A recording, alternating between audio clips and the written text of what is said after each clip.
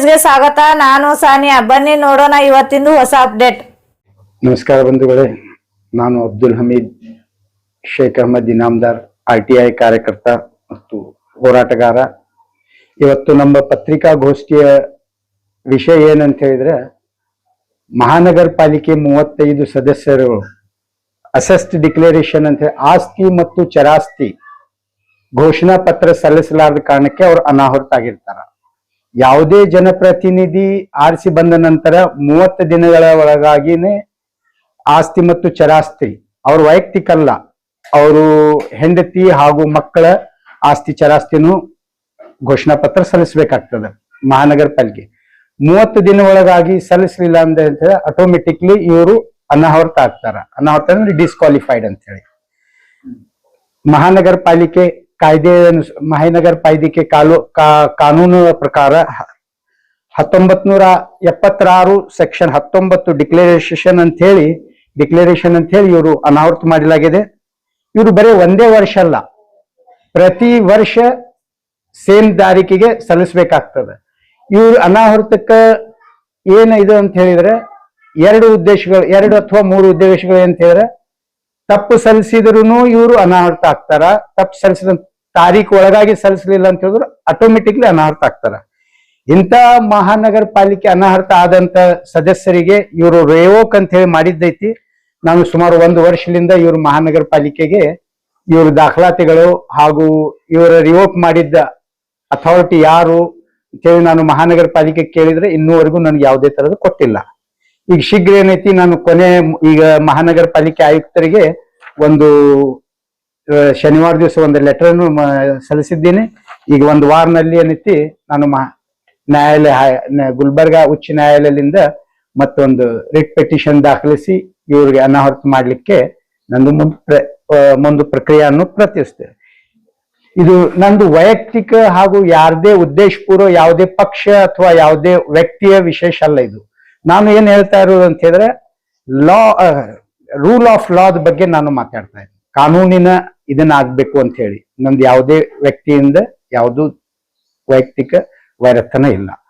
ಇದು ಕಾನೂನು ಹೇಳ್ತದೆ, ಆ ಕಾನೂನನ್ನ ಅಳವಡಿಕೆ ಮಾಡ್ರಿ ಅಂತ ಹೇಳ್ತಾ ಇದ್ದೀನಿ.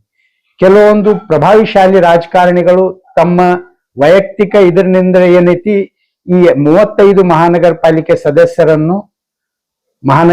ಸದಸ್ಯರನ್ನು ರಿವೋಕ್ ಮಾಡಿದ್ದೈತಿ. ಇದು ಕಾನೂನು ಬಾಹಿರವಾಗಿ ಮಾಡಿದ್ದೈತಿ. ಇದಕ್ಕೇನೈತಿ, ನಾನು ಕಾನೂನುವಾತ ಹೋರಾಟವನ್ನು ಮುಂದುವರಿಸ್ತಾ ಇದ್ದೀನಿ. ಮನವಿ ಅಂತ ಹೇಳಿದ್ರೆ ಏನೈತಿ, ನಾನು ಈ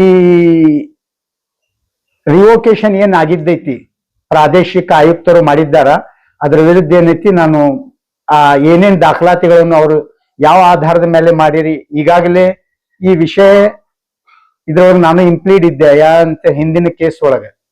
ಅದು ಡಿಸ್ಕ್ವಾಲಿಫೈಡ್ ನಂತರ ಯಾವಾಗ ನ್ಯಾಯಾಲಯದಲ್ಲಿ ಇರ್ತದೆ ಯಾವುದೇ ಪ್ರಕರಣ, ಅಂದ್ರೆ ಯಾವುದೇ ಅಧಿಕಾರಿಗೆ ಅದು ಕಾನೂನುವಾತ ಹಕ್ಕಿರೋದಿಲ್ಲ, ಅದಕ್ಕೆ ರಿವೋಕ್ ಮಾಡ್ಬೇಕಂತ ಹೇಳಿದ್ರೆ ಆದ್ಮೇಲೆ ಇದನ್ನಾದ್ಮೇಲೆ ನ್ಯಾಯಾಲಯದಲ್ಲಿ ಇದ್ದ ಪ್ರಕರಣಕ್ಕೆ ಇವರು ಪ್ರಾದೇಶಿಕ ಆಯುಕ್ತರು ಇದು ಮಾಡ್ತಾರಂತ ಹೇಳಿದ್ರೆ ನಾನು ಅದಕ್ಕೆ ಚಾಲೆಂಜ್ ಮಾಡ್ತೀನಿ. ಕಾನೂನು ಬಾಹಿರವಾಗಿ ಇವ್ರದ್ದು ನಿರ್ಣಯ ಐತೆ ಅಂತ ಹೇಳಿ. ಅದಕ್ಕೆ ಏನೈತಿ, ನಾ ಕೇಳಿದಂತ ದಾಖಲಾತಿಗಳು ಸುಮಾರು 1 ವರ್ಷದಿಂದ ನಾನು ಕೇಳ್ತಾ ಇದ್ದೀನಿ, ಯಾವುದೇ ತರಹದ ದಾಖಲಾತಿಗಳನ್ನು ಸಲ್ಲಿಸಿಲ್ಲ. ಇತ್ತೀಚೆಗೆ ಮಾಹಿತಿ ಬಂದ ಪ್ರಕಾರ 13ನೇ ತಾರೀಕಿಗೆ ಮಹಾನಗರ ಪಾಲಿಕೆ ಆಯುಕ್ತರು ಮತ್ತೊಮ್ಮೆ, ಅಂದ್ರೆ ಈ ಮೇಯರ್ ಅವಧಿ ಮುಗಿದ ನಂತರ ಮತ್ತೊಂದು ಮೇಯರಿಗೆ ಇದನ್ನ ಮಾಡ್ಬೇಕು ಅಂತ ಹೇಳಿ ಆದೇಶ ಮಾಡಿದ್ದಾರೆ ಅಂತ ಹೇಳಿ ಮೌಖಿಕ ನನಗೆ ಬಂದಂತ ವರದಿ.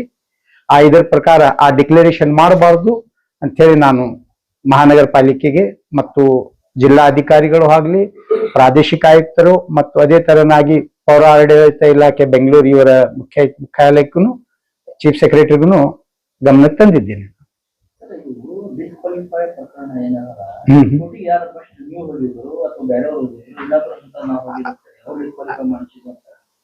ಅದು ಏನೈತಿ, ದಾಖಲಾತಿ ನೋಡ್ಕೋಬಹುದು. ಆ ನ್ಯಾಯಾಲಯದಿಂದ ದಾಖಲಾತಿ ತೊಡ್ಕೊಂಡ್ಬಂದು ನಾನು ಒಂದು RTI ಕಾರ್ಯಕರ್ತನಾಗಿ ನಾನು ದಾಖಲಾತಿಯನ್ನು ಏನೈತಿ ಮಹಾನಗರ ಪಾಲಿಕೆ ಒಂದು ಈ ವಿಚಾರ ಯಾಕಂತಿದ್ರೆ, ಯಾರು ನಾವು ಮಾಡಿವಿ ಅಂತ ಹೇಳಿ ಅವರು ಘೋಷಣೆ ಮಾಡ್ತಾರಲ್ಲ, ಯಾಕೆ ಅವರು ಇದಕ್ಕಿಂತ ಮುಂಚೆ ಮಹಾನಗರ ಪಾಲಿಕೆ ಸದಸ್ಯರಿದ್ದಿದ್ದಿಲ್ಲ, ಅವ್ರ ಕಾನೂನಿನ ಅರಿವು ಇದ್ದಿದ್ದಿಲ್ಲ.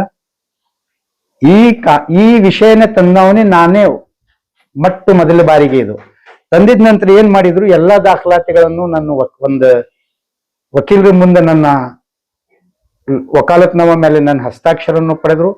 ಆದ್ರೆ ನನಗೆ ನಾನು ಅದ್ರೊಳಗೆ ಇಂಪ್ಲೀಟ್ ಇರ್ಬೋದು ಅಂತ ತಿಳಿದಿದ್ದೆ, ಆದ್ರೆ ನನಗೆ ಅದ್ರೊಳಗೆ ಯಾವುದೇ ತರದ್ದು ನಂದು ಇದ್ದಿದ್ದಿಲ್ಲ. ಆದ್ರೆ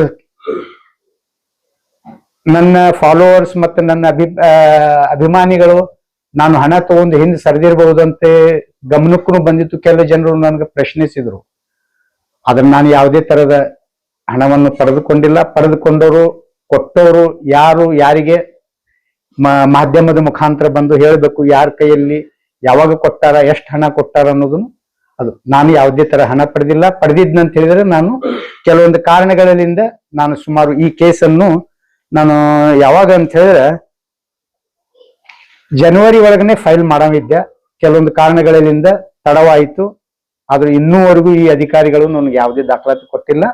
ಈ ನೆನದಿ ಒಂದು ವಾರ ಒಳಗೆ ಇದು ನಾನು ಫೈಲ್ ಮಾಡ್ತಾ ಇದ್ದೆ.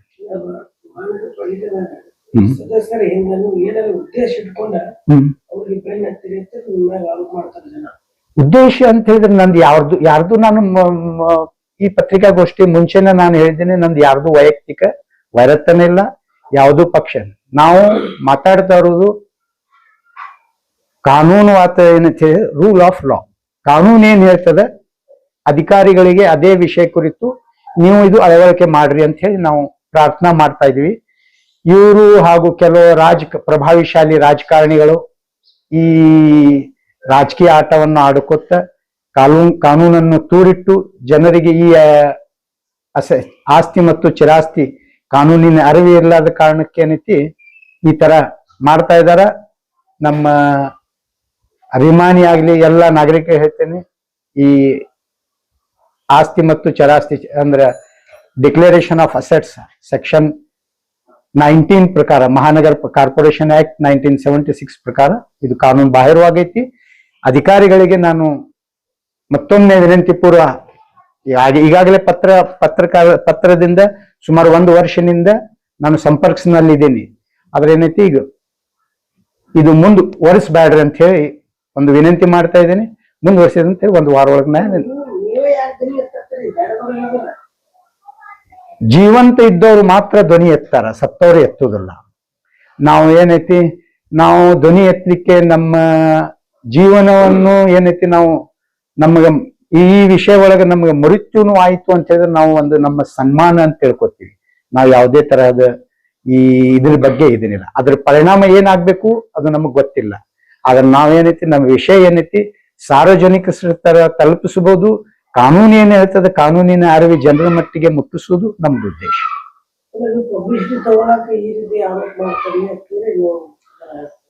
ಪಬ್ಲಿಸಿಟಿ ಆರೋಪಿತ್ತು ಅಂತ ಹೇಳಿದ್ರೆ ನಮ್ಗ ಈ ಆರೋಪ ನಾ ಮಾಡ್ತಾ ಇರೋದು ಆರೋಪ ತಪ್ಪಂತ ಹೇಳಿ ಮಾಡ್ಲಿ. ನಾನು ಕಾನೂನು ಆತೋಗೆ ಮಾತಾಡ್ಲಿಕ್ಕೆ ಅದು ಹೌದಾ ಇಲ್ಲ ಅವ್ರಿಗೆ ನಂದಷ್ಟೇ ಅಂತ ಹೇಳಲ್ಲ. ನ್ಯಾಯವಾದಿಗಳು ಅದಾವ, ಸಾಕಷ್ಟು ಕಾನೂನಿನ ಅರಿವಿದ್ದ ವ್ಯಕ್ತಿಗಳು ಅದಾವು. ನಾವು ಮಾಡ್ತಾ ಇರೋದು ಆರೋಪ ಏನೈತಿ ಒಂದು ವೈಯಕ್ತಿಕ ಹಾಗೂ ಸುಳ್ಳು ಅಪವಾದ ಐತಿ ಅಂತ ಹೇಳಿದ್ರೆ ಅದು ನನ್ನ ಮೇಲೆ ಕಾನೂನುವಾತ ಕ್ರಮ ಆಗ್ಲಿ.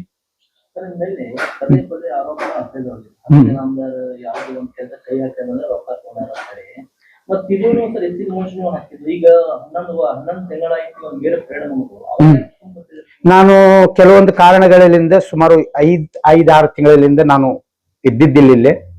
ಆಮೇಲೆ ಏನೈತಿ ಒಂದ್ ಇಂತಾದ ಸುಳ್ಳು ಇದನ್ನು ಮಾಡಿ ಆರೋಪ ಮಾಡಿ ನನಗೆ ಇದು ಮಾಡಿದ್ರು. ಅದು ಯಾರು ಹೇಳ್ತಾರಲ್ಲ ಅವ್ರು ಬಂದು ಪತ್ರಿಕಾ ಮುಖಾಂತರ ನನ್ಗೆ ಯಾರು ರೊಕ್ಕ ಕೊಟ್ಟಾರ ಏನೈತಿ ಅನ್ನೋದು ಬಂದು ಹೇಳಿ, ಅವ್ರು ಎಲ್ಲಿ ಕೊಟ್ಟಾರ ಯಾರ ಮುಖಾಂತರ ಕೊಟ್ಟಾರ ಆರೋಪ ಅಲ್ಲ ಇದು.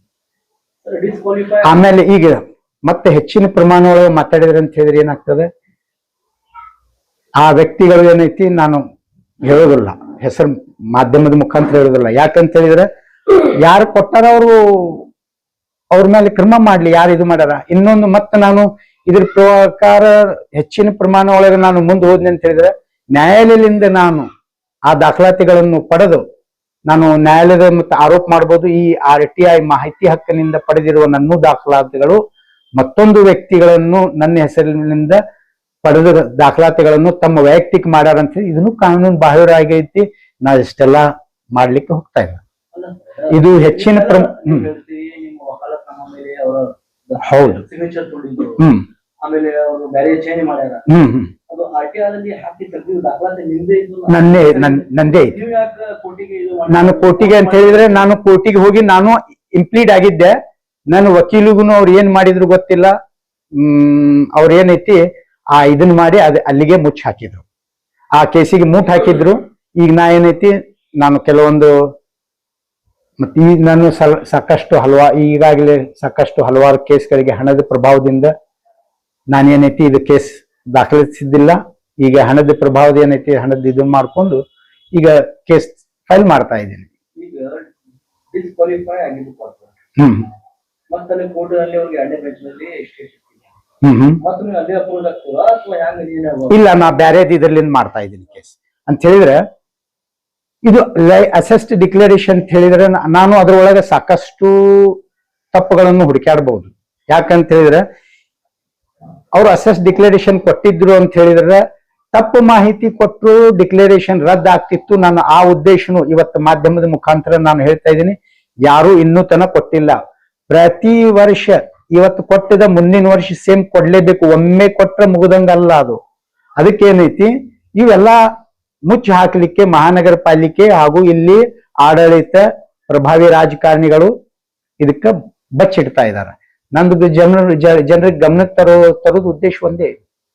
ಈಗ ಯಾವ ಪಾರ್ಟಿ ಸಕ್ರಿಯ ಇರಲಿಲ್ಲ, ಆ ಪಾರ್ಟಿ ಕಾರ್ಯಕರ್ತರು ಆಕ್ಟಿವಿಸ್ಟ್ ಆಗಿ ಸಾರ್ವಜನಿಕರಿಗೆ ಬ್ಲಾಕ್ ಮೇಲ್ ಮಾಡ್ತಾರ. ಮತ್ತ ಅದೇ ರೀತಿ ನಿಮ್ಮ ಕಾರ್ಯಕರ್ತ ಒಬ್ಬ ಚರ್ಚಾಂದವನಿಗೆ ಜೈಲಿಗೆ ಕಳಿಸ್ಯಾರ. ಹೌದು ಹೇಳಿದ್ರೆ ಏನೈತಿ ನೋಡ್ರಿ, ಏನಾದರೂ ನಮ್ಮ ಕಾರ್ಯಕರ್ತರ ಮೇಲೆ ಅಪವಾದ, ನಾವು 100% ಪ್ರಮಾಣಿಕತ ನಮ್ಮ ಕಾರ್ಯಕರ್ತರ ಅದಾರ ಅಂತ ಹೇಳುದಿಲ್ಲ. ಒಂದೆರಡು ಇರಬಹುದು. ಅದರಲ್ಲಿಂದ ಏನೈತಿ ಪಕ್ಷದ ಹೆಸರು ಕೆಡ್ತದೆ ಅಂತ ಹೇಳಿದ್ರೆ ನಮ್ಮ ಹತ್ರ ಅವು ಸಾಕ್ಷಿಗಳನ್ನು ತಂದ್ಕೊಡಿ. ಯಾವುದೇ ಫೋನ್ ಕಾಲ್ ಇರ್ಲಿ ಏನೇ ಇರ್ಲಿ ಅಂತ ವ್ಯಕ್ತಿಗಳಿಗೆ ನಮ್ಮ ಪಕ್ಷದೊಳಗೆ ಯಾವುದೇ ಸ್ಥಾನ ಇರುವುದಿಲ್ಲ. ನಾವು ಪಕ್ಷ ರಾಜ್ಯ ವತಿಯಿಂದ ಅದ್ರ ಚರ್ಚೆ ಮಾಡಿ ಅವ್ರು ಹೊರಗೆ ಹಾಕ್ತೀವಿ. ಆರೋಪ ಮಾಡೋರು ಏನಿರ್ತಾರ ತಮ್ಮ ಅಂದ್ರೆ ಈಗ ಹೆಚ್ಚಾಗಿ ವಿಶೇಷಕ ಆಗಿ ಅಂತ ಹೇಳಿದ್ರೆ ನಮ್ಮ SP ಸಾಹೇಬರು ಏನ್ ಈ ವಿಷಯ ಕುರಿತು ಏನ್ ಹೇಳಿದಾರ ಅದಕ್ಕೆ ನಾವು ನಾಳೆ ಒಂದು ಮನವಿ ಮುಖಾಂತರ ಅವ್ರು ಏನ್ ಹೇಳಿಕೆ ಕೊಟ್ಟಾರ ಅದಕ್ಕೆ ನಾವು ಮುಂದುವರಿಸ್ತೀವಿ. ನಾಳೆ ಅದಕ್ಕೆ ಒಂದು ಜಿಲ್ಲಾಧಿಕಾರಿಗೆ ಹಾಗೂ ಮಾನ್ಯ ಮಾನವ ಹಕ್ಕುಗಳಿಗೆ ಅದು ನಮ್ಮ DK ಶಿವಕುಮಾರ್ ಅವ್ರನ್ನು ಭ್ರಷ್ಟಾಚಾರ ಅಂತ ಹೇಳ್ತಾರ. ನಾವು ಇನ್ನೇನೈತಿ ಈಗ ರಾಜ್ಯದಲ್ಲಿ ನಮ್ಮ ಜಿಲ್ಲಾ ಇದನ್ನಂದ್ರೆ ಪೊಲೀಸ್ ಇಲಾಖೆ ಮತ್ತು ಶಿಕ್ಷಣ ಇಲಾಖೆಗೆ ನಾವು ಈಗ ಇದು ಮಾಡ್ತೀವಿ. ಯಾಕಂತ ಹೇಳಿದ್ರೆ ಅಧಿಕಾರಿಗಳು ದೇಶದ್ರೋಹಿ ಅಂತ ಹೇಳಿ ನಾನು ನೇರವಾಗಿ ಆರೋಪ ಮಾಡ್ತೀನಿ. ಯಾವುದೇ ಒಂದು ದೂರದಾರ ನಿಮ್ಮ ಹತ್ರ ಒಂದು ದೂರ್ ತಗೊಂಡ್ ಬಂದಿರ್ತಾನಂದ್ಮೇಲೆ ಅದಾಗ ಪರಿಶೀಲನೆ ಮಾಡೋದು ಬಿಟ್ಟು ನೀವು ಅದಕ್ಕೆ ಕಸದ ಡಬ್ಬಿಗೆ ಹಾಕಿದ ನಂತರ ಏನ್ ಮಾಡ್ತಾರ ಅವರು? ಅಷ್ಟಕ್ಕೆ ಬಿಟ್ಟು ಬಿಡ್ತಾರ. ಸರ್ಕಾರದಿಂದ ನಿಮಗೆ ಈ ದೂರುಗಳನ್ನು ಯಥಾರ್ಥ ಮಾಡ್ಲಿಕ್ಕೆ ನಿಯುಕ್ತಿ ಮಾಡಿದ್ದೈತಿ, ಅದನ್ನ ನೀವು ತೂರಿಟ್ಟು ಯಾವುದೇ ಪರಿಶೀಲನೆ ಅಂತವೆಲ್ಲ ನನ್ನ ಮೇಲೆ ನನ್ನ ಸಾಕಷ್ಟು ಉದಾಹರಣೆಗಳದಾವ. ಅದಕ್ಕೆ ನಾನು ಜನರ ಮುಂದೆ ಸಮಯಕ್ಕೆ ಇಡ್ತೀನಿ. ಆದ್ರೆ ಈಗ ನಂದು ಏನಿತ್ತು ಬರೀ ಕಾರ್ಪೊರೇಷನ್ ಬಗ್ಗೆ ಇತ್ತು. ತಾವು ಕಾರ್ಪೊರೇಷನ್ ಮಹಾನಗರ ಪಾಲಿಕೆ ಬಗ್ಗೆ ಕೇಳ್ಬೋದು, ನಾನು ಹೇಳ್ತೀನಿ ಆ ವಿಷಯ. ಅದ್ರ ಬಗ್ಗೆ ನಾಳೆ ನಾನು ಅಧಿಕಾರಿಗಳಂತ ಹೇಳಿದ್ರೆ ದೇಶದ್ರೋಹಿ ಯಾವ ಆಧಾರದ ಮೇಲೆ ಅಂತ ಹೇಳಿದ್ರೆ ಯಾವುದೇ ಇದನ್ನ ಮಾಡಲಾರ್ದ ಸರ್ಕಾರ ಸಂಬಳ ಪಡೆದು ತಮ್ಮ ಮೋಸ ಮತ್ತು ದ್ರೋಹ ಮಾಡ್ತಾ ಇದಾರ ಸರ್ಕಾರಕ್ಕೆ ಇವರು. ಆ ಆರೋಪ ಏನೈತಿ ನಾವು ಅದಕ್ಕೆ ಪ್ರೂಫ್ ಮಾಡ್ತೀವಿ. ಏನ್ ಇದು ಈ ವಾರ ಒಳಗೆ ಕೆಲವೊಂದು 3 ದಿವಸದ ನಾನು ಇಲ್ಲೇ ಟೈಮ್ ಇದನ್ನ ಕೊಟ್ಟಿದ್ದೈತಿ ಆಯುಕ್ತರಿಗೆ. ಆ ಟೈಮ್ ಮುಗಿದ ನಂತರ ಏನೈತಿ ನಾನು ಮತ್ತೆ ನಂದು ಫೈನಾನ್ಷಿಯಲ್ ನೋಡ್ಕೊಂಡು ಈ ವಾರನಲ್ಲಿ ಕೇಸ್ ಫೈಲ್ ಮಾಡೋದು ಮಾತ್ರ ಖಚಿತ.